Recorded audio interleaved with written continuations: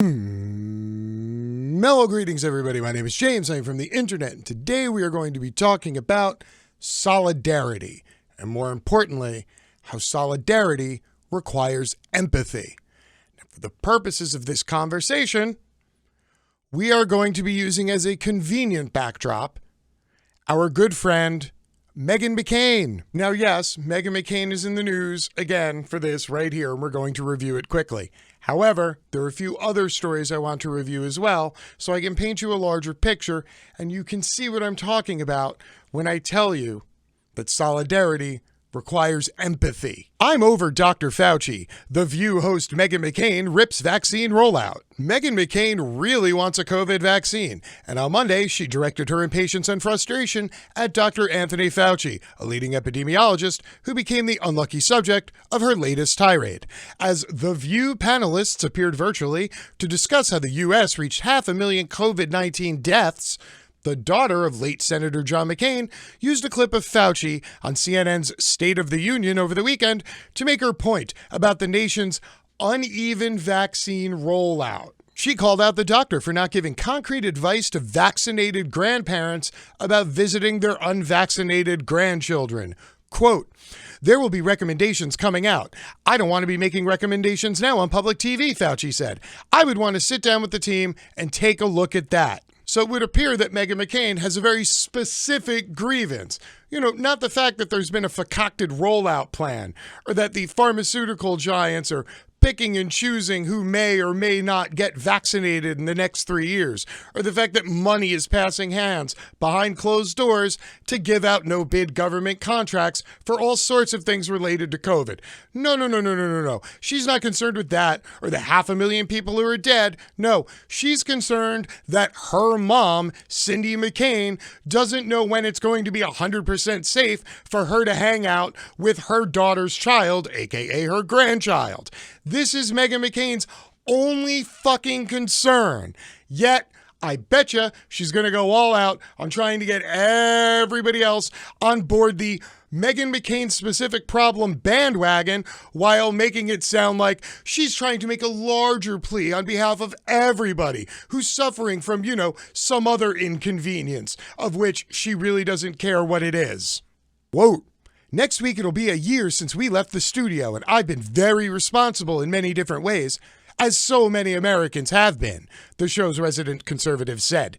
And the fact that Dr. Fauci's going on CNN and he can't tell me that if I get the vaccine, if I'll be able to have dinner with my family, it's terribly inconsistent messaging, and it continues to be inconsistent messaging. It's all about me. The fact that I, Meghan McCain, co-host of The View, I don't know when or how I'll be able to get a vaccine because the rollout for my age range and my health is so nebulous. I have no idea when and how I can get it, the 36-year-old co-host said. I want to get it. If you call me at 3 o'clock in the morning, I will go any place at any time to go get it. It's all about me. Now, make no mistake, there are probably tens of millions of people whose sentiment Meghan McCain is accurately echoing. But it's not because of them. It just conveniently happens to overlap with her current diatribe and her concerns about her life and her inconveniences. And all of this is solely about inconvenience because Meghan McCain comes from a family that is both wealthy and powerful. Meghan McCain is not used to being inconvenienced, and she sure as shit has never had to deal with a limited quantity of something else out in the world, keeping her from obtaining that certain thing. It's almost as if all of her power and all of her influence still isn't enough to get her what she wants and needs. So instead, she's going to use her platform to ask you to feel badly for her. So I'm over Dr. Fauci, McCain said.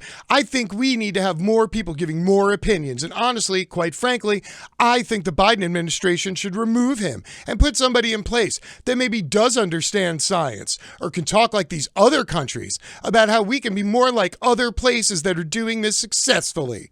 Earlier on Monday, conservative commentator Ben Shapiro also called on Fauci to be fired. Woo! Oh, wow. Okay, we got a lot to unpack here. Let's get going. Number one, because Meghan McCain has decided that she is over Anthony Fauci, that everybody else should be over Anthony Fauci. Number two, Meghan McCain thinks more people should be on TV giving their opinion. You know, because Meghan McCain goes on TV and gives her opinion. So if more people were like her, well, then they would be more empathetic and understand her plight. Number three, Meghan McCain, who has a degree in not science, believes that Dr. Anthony Fauci, who has a bunch of degrees in science, doesn't know what he's talking about. Why? Because Meghan McCain doesn't understand science. She understands going on TV and giving an opinion. Number four, Meghan McCain wants people to go onto a screen and explain how we can be more like all these other countries who are reopening. Here, Meghan, let me do that for you. This is a screen. I'm a person. I'm now going to explain to you that only half the country can be bothered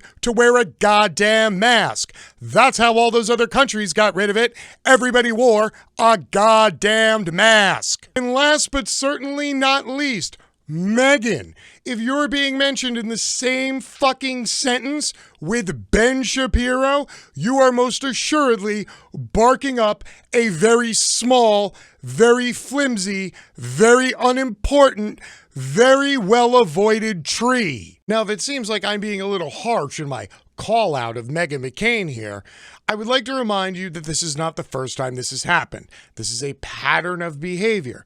Meghan McCain gets inconvenienced and then demands that everybody else understand how she has been inconvenienced, even though she can never contemplate this sort of thing for anybody else.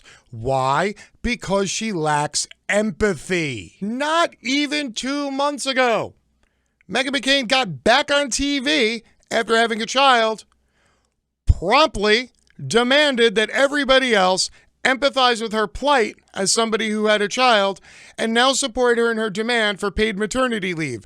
Something she not only never supported before, but something she never thought of before until she had a child, and then it was difficult for her to get back to work. To make matters worse, publications such as the Washington Post grudgingly came to her defense and said, hey, at least we got somebody with a voice and a platform to pay attention. Maybe they'll develop some empathy and come out and help people more often. Apparently, that didn't happen. Meghan McCain, a new mother, returned to her co-hosting slot on The View for the first time since giving birth last fall. She'd planned to come back before the election, she explained, but unexpected medical complications, quote, kicked my butt and doubled her time out of the office. The extension prompted a light bulb moment, quote, as I thought about it, the more angry I got that there weren't women in the rest of America that had the same kind of luxury that I had, she said. It takes personal experience sometimes to get on board. You see how close she got there, right? She actually mentioned other people first in this statement. And so I thought when this happened, yes, a light bulb moment. She's literally pointing out that she is now aware of her own privilege. This should have been a monumental first step that she could have built on. Again, doesn't look like that happened. But now that she was fully onboarded, she had a request for her co-hosts. The women of The View should make paid maternity leave their 2021 mission. They should put politicians' feet to the fire, especially members of McCain's own Republican Party, who pay lip service to family values to make paid maternity leave a legislated guarantee. Again, keep in mind, Meghan McCain has spent decades towing the company line on behalf of her father and her father's political party. She never had any problem with the supposed party of family values, ignoring any and all issues that women have around having children or starting families or being economically viable enough to do so in a safe and healthy manner. Never. This is not a concern for Meghan McCain or her party. But, oh, wait, Meghan McCain had a baby, couldn't get back to work. Now everybody should give a shit. What I'm most interested in is how she got there, or rather why it took her so long to get there, or rather how we can speed up this process so it doesn't require every leave denier to personally birth a child before they also get on board. Would McCain now support leave if she'd had an easy, complication-free labor? She seemed to be arguing for Congress to specifically support the amount of time she herself had taken, 3 months.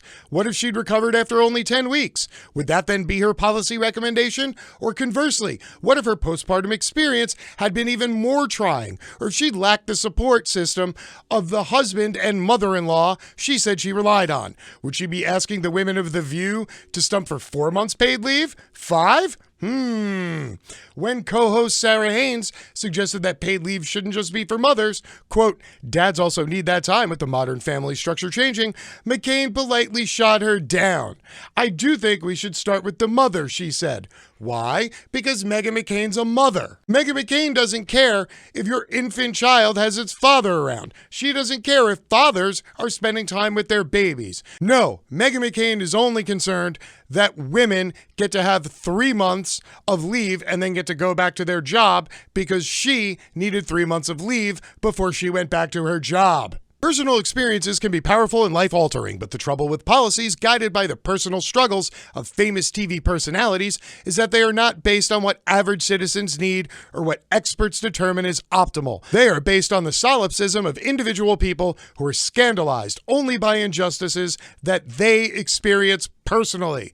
You saw this with Senator Rob Portman, who only began to support same-sex marriage when his son came out as gay, or with Jared Kushner, who decided to make criminal justice reform a signature issue because of his father's experiences being convicted and imprisoned for illegal campaign contributions, tax evasion, and witness tampering. Chris Christie, who had actually prosecuted Jared Kushner's father, recently filmed a video begging his constituents to wear masks, but only after he'd contracted the coronavirus after attending a White House ceremony maskless. Empathy is a muscle. It would do all of us good to strengthen it, and that means not just reflecting on our own experiences, but exercising our imaginations.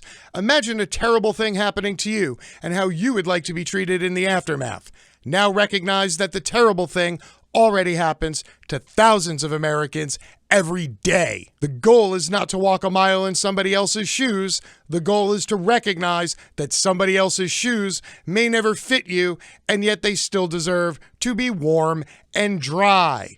It should not take a difficult childbirth, a gay son, a wife with non-Hodgkin's lymphoma, a transgender parent, to realize that medical bankruptcy or discrimination are terrible, dehumanizing things. People deserve empathy, not because we see our own suffering in theirs, but because they are people who are suffering. And this is why I take exception and issue with Meghan McCain only being concerned about the plight of people when she is that people. The bottom line, whether you have a platform and a megaphone or not, is that if you do not advocate for all people, you are only advocating for yourself and asking other people to support you while you do it. So the next time your initial reaction is to go outside and rage against the inequities that are plaguing you, maybe take 1 second before you do and think about the greater inequities that are plaguing other people who aren't you. Until next time, my name is James. I am from the internet and I am out. Peace.